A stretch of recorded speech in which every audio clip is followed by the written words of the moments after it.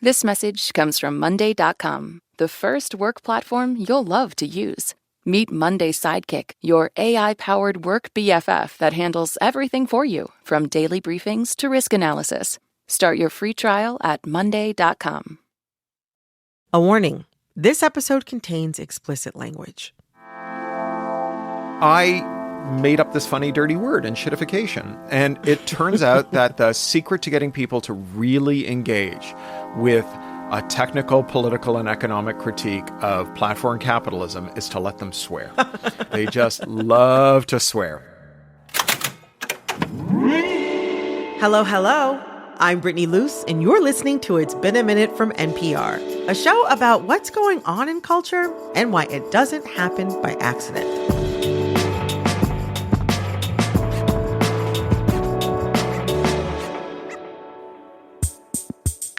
Do you ever feel like the internet just doesn't work as well as it used to? Or maybe you wish you could go back to the old internet, the one where you didn't get a bunch of ads on your feeds and where your search queries actually served what you wanted? Well, me too. My guest this week, Cory Doctorow, is going to tell us his theory on why everything digital suddenly seems so crappy. Inshittification describes an observation about how platforms go bad. It proposes a theory about why they're all going bad right now. It describes why it's so hard to leave them even as they go bad.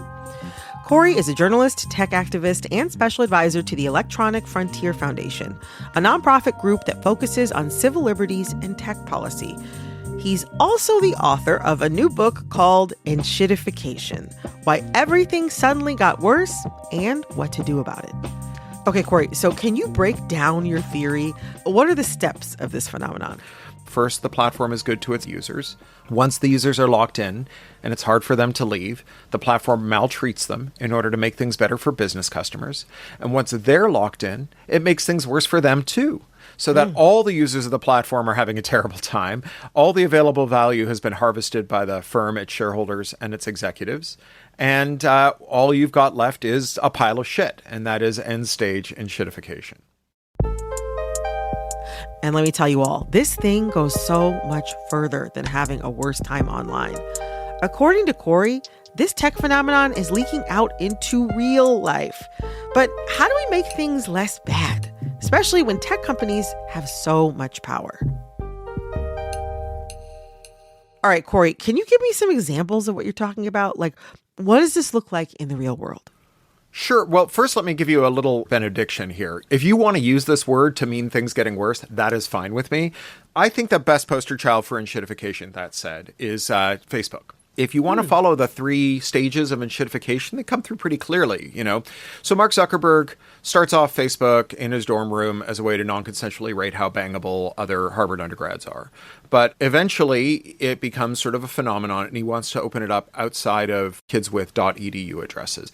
So he says to them, look, everyone, I'm not going to spy on you. And also, I'm only going to show you the things that you want to see. Well, you're paraphrasing. And this isn't what Zuckerberg himself said, but this is what's being communicated based on the early privacy policies. Like at the very beginning, Facebook said they did not and will not use cookies to collect private info from people. Also, we reached out to Meta for comment on this, and they did not respond. So this is being good to end users. Users pile in. As they arrive, they lock themselves in. So, you know, other platforms, they have to find ways to lock you in. Apple's got this proprietary ecosystem, and Amazon gets you to prepay for your shipping in advance. But social media, they play on the easy level because we lock ourselves in on social media because as much as you love your friends, they're a giant pain in the ass. And if you can't agree on like what board game you're going to play this weekend, there's no way 200 of you are going to agree on when it's time to leave Facebook, especially when some of you are there because like that's where the people have the same rare disease as you are, or that's where the people who live in the country you moved away from are. Right. Or like your neighborhood buy nothing group. Yeah. Or your customers. Yeah. And so economists, they call this the collective action problem. And they call what you lose if you just cut through it by quitting Facebook, the switching cost, right? Everything you have to give up. Right. The higher the switching cost is, the higher the collective action problem is, the more they can abuse you without risking your departure. So that's stage one. Stage two, they start to abuse you. Zuckerberg starts to spy on you. Right. Facebook starts using cookies to collect user info, which is something they said they would not do at the outset. The FTC also fined the company $5 billion in 2019 for violating a previous order by deceiving users about their ability to control their data privacy. Again, Meta did not respond to comment. Zuckerberg starts to spy on you, and he goes to the advertisers and he said, I will target ads to these users with exquisite fidelity. And publishers, they're told, hey, put excerpts of your content on our website and put a little link back to your website there. And some of them will click it or subscribe to you, and that's a free traffic funnel for you.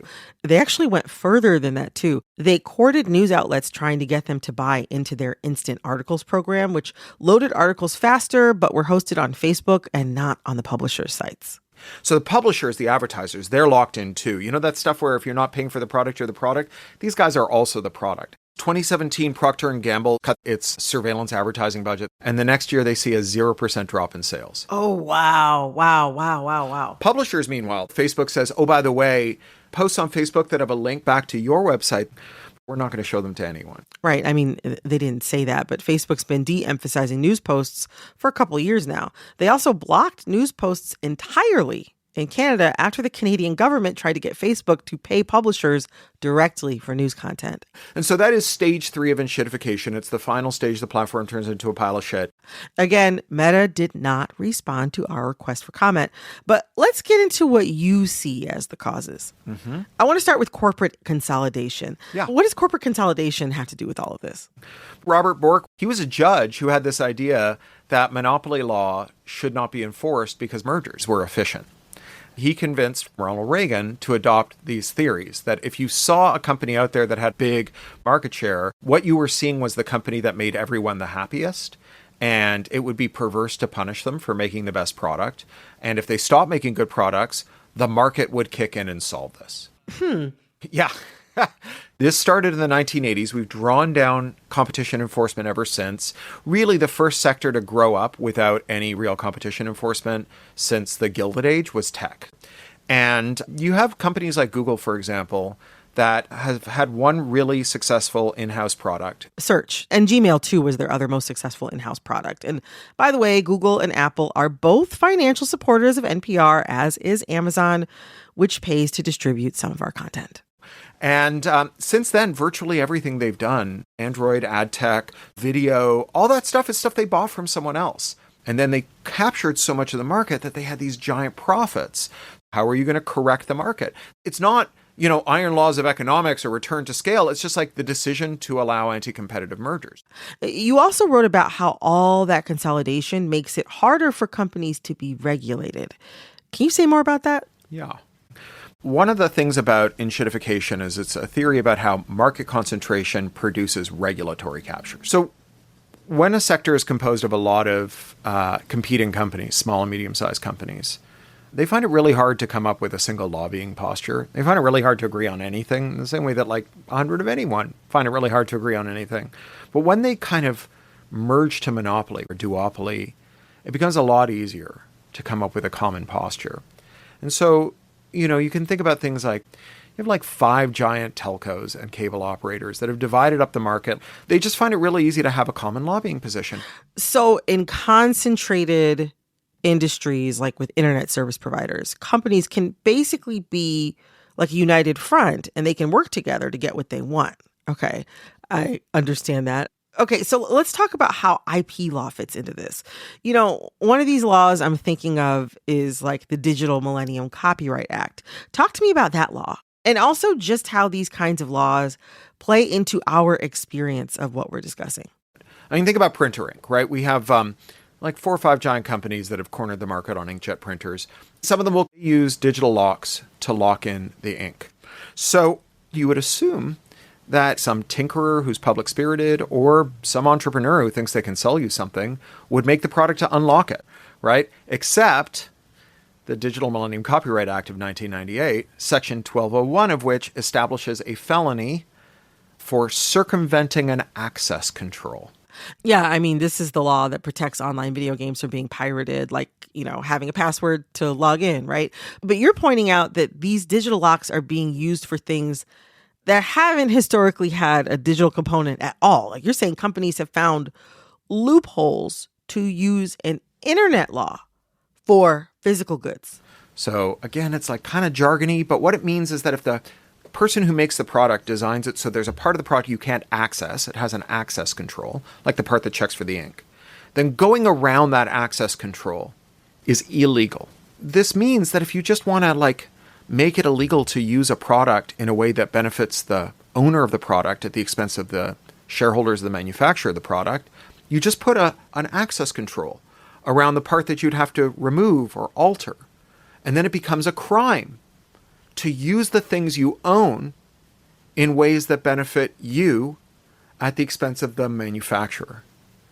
And we have seen the metastasis of these digital locks, these access controls. We see this with farmers who fix their tractors. We see it with mechanics. In my other life, I'm a science fiction writer.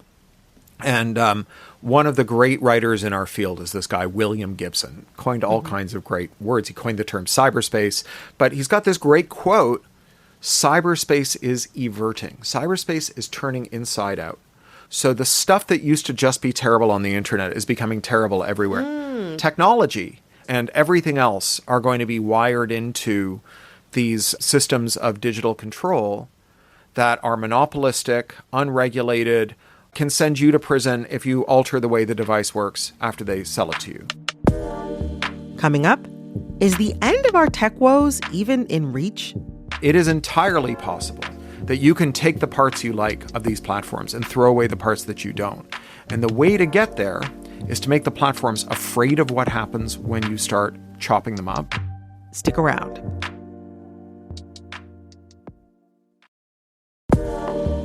This message comes from Schwab. Everyone has moments when they could have done better. Same goes for where you invest. Level up and invest smarter with Schwab. Get market insights, education, and human help when you need it. This message comes from NPR sponsor SAP Concur. LaTora Jackson, Senior Manager of Finance Projects at AtriCure, shares how SAP Concur Solutions helped them automate outdated procedures so employees could focus on purposeful work. Literally, employees would receive a mailed invoice from our suppliers, put it in an approval folder, and walk it around to about 3 different desks. The great thing with Concur Invoice, it provides automatic workflow. The AI technology for the invoice reading has made it seamless and almost touchless for our accounts payable team to be more efficient in what they're doing. We're now able to have team building and decision-making input from that team that we normally didn't have the time to receive before. So it was almost like a retraining of the brain on job functionality and opportunities that they have here at AtriCure. Visit concur.com to learn more. Support for this podcast and the following message come from the University at Buffalo, a longtime leader in artificial intelligence research and implementation, where first-of-their-kind AI plus X degrees not only prepare students for an AI-powered world, but also help steer the responsible use of AI for a human-guided future. More at buffalo.edu/NPR. Also, you talk about us being in an era of technofeudalism. Talk to me about what that means. Multiple people use technofeudalism in different ways. I'm using it in the sense that Yanis Varoufakis, the former finance minister of Greece, uses it. And he wrote a book with the same title, Technofeudalism. And Varoufakis talks about the distinction between profit and rent. Both profit and rent ultimately come from alienating workers from their labor, but they have a different characteristic. Rents are largely insulated from competitive pressure. So if the coffee shop that you're renting to goes under because there's a better coffee shop across the street that poaches the best baristas and the best customers, that's good news for you as the landlord, because now you have an empty storefront to rent on a street with a really hot coffee shop. There are money that you get for owning something rather than for doing something that someone values. And tech has become all about rents. The duopoly that controls app stores, Google and Apple, charge 30 cents on every dollar that anyone spends in an app. Well, Google only charges 15% until the developer makes its first million, and then that gets hiked up to 30. Google did not respond to a request for comment about this. In a statement from Apple, the company said these claims are inaccurate. that Apple only collects commission on the sale of digital goods and services, and that 85% of apps on the App Store pay no commission at all.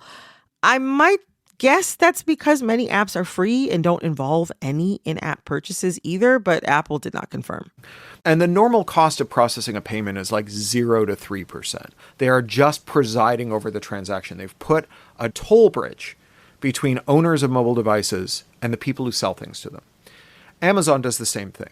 So if you want to sell things, you have to sell them on Prime, or on Amazon rather.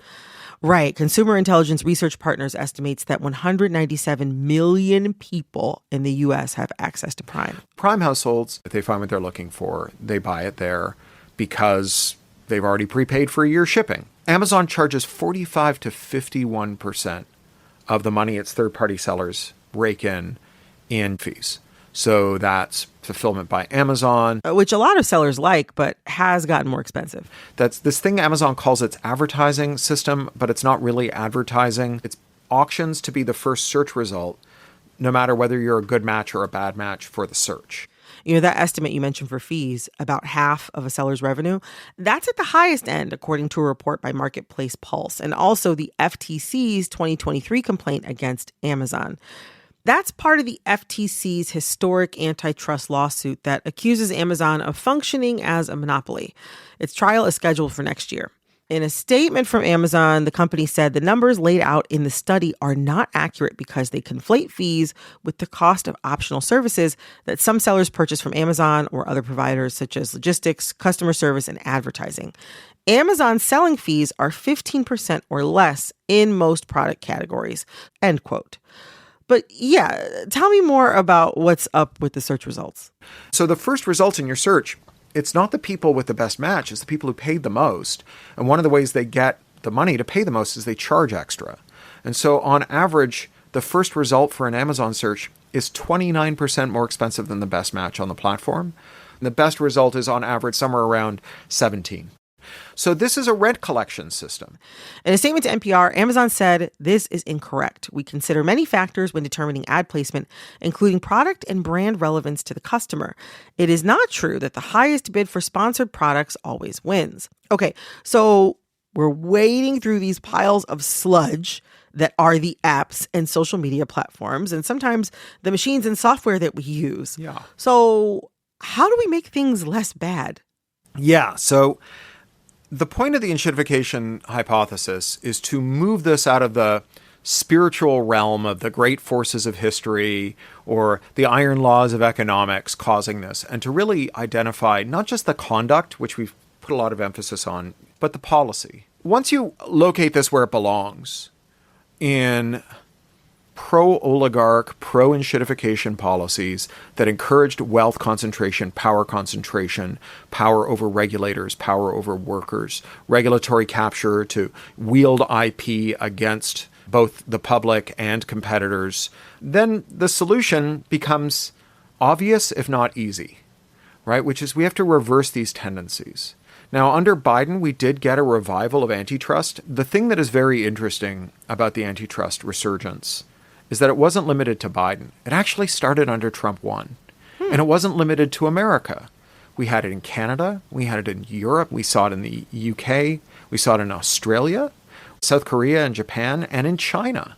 And it's a kind of a mystery that we have had all of this antitrust action, given that it is so bad for billionaires. This big Princeton study of policy outcomes that found policy outcomes cashed out to the preference of rich people, powerful people, business lobbies. And yet, here we are, right? Gravity has reversed itself. Water has started flowing uphill and pigs have started flying.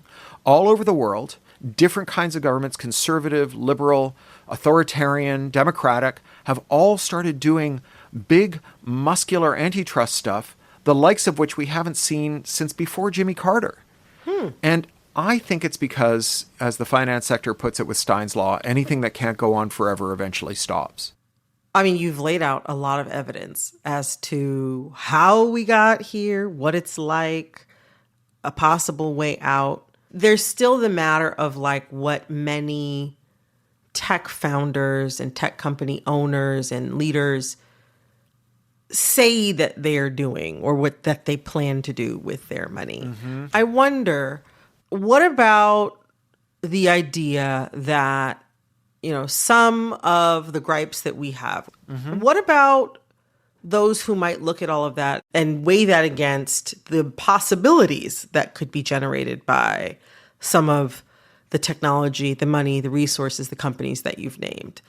Some of these companies have a lot of claims about the good that they have done or would like to do. Oftentimes they're explaining to us that their business practices are supporting some sort of larger goal that's going to serve all of us.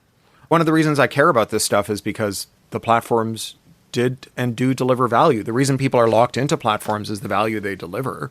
And I think that platform bosses practice a form of vulgar Thatcherism, where Margaret Thatcher used to say, there is no alternative. This is the only way we can arrange this, right? If you want to have a conversation with your friends, Mark Zuckerberg has to be listening. If you want to search the internet, Sundar Pichai needs to be spying on you from asshole to appetite. Otherwise, it would just never work. It's like asking for water that's not wet. And I think that's just a lie. Yeah, we've talked about Facebook, but Google has also been found liable for privacy violation in a class action lawsuit from this year. Google had denied that they were improperly collecting data on users who had turned off a tracking feature, and they planned to appeal. Google did not return our request for comment. It is entirely possible to have an a la carte menu instead of a prefix, that you can take the parts you like of these platforms and throw away the parts that you don't. And the way to get there is to make the platforms afraid of what happens when you start chopping them up, afraid of what happens when you start leaving the firm and going to a rival. When they are afraid of you, they treat you better because they are worried that if they treat you badly, something bad will happen to them.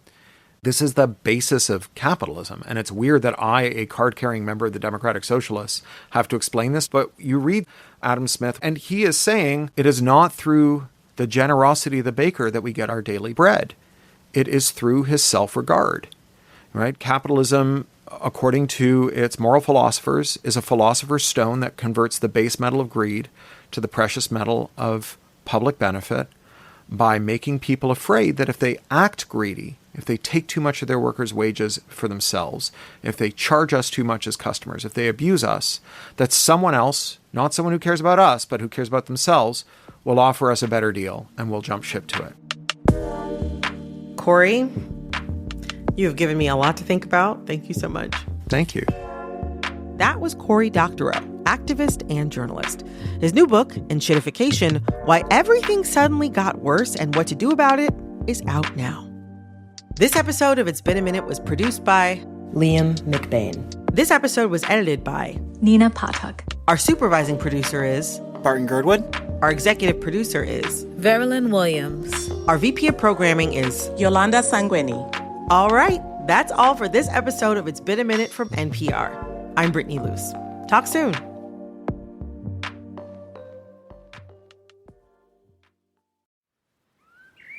This message comes from NPR sponsor Pete and Jerry's Eggs, inviting you to tag along with one of their organic, pasture-raised hens as she heads out for her day in the pasture.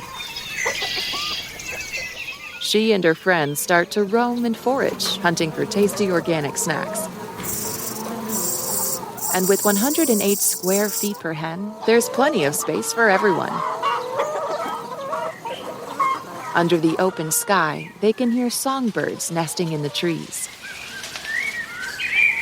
They bask in the sounds of nature as they prepare to lay their rich, delicious eggs. And when the sun starts to set, the crickets begin to sing. Time to catch one last squiggly snack before bedtime.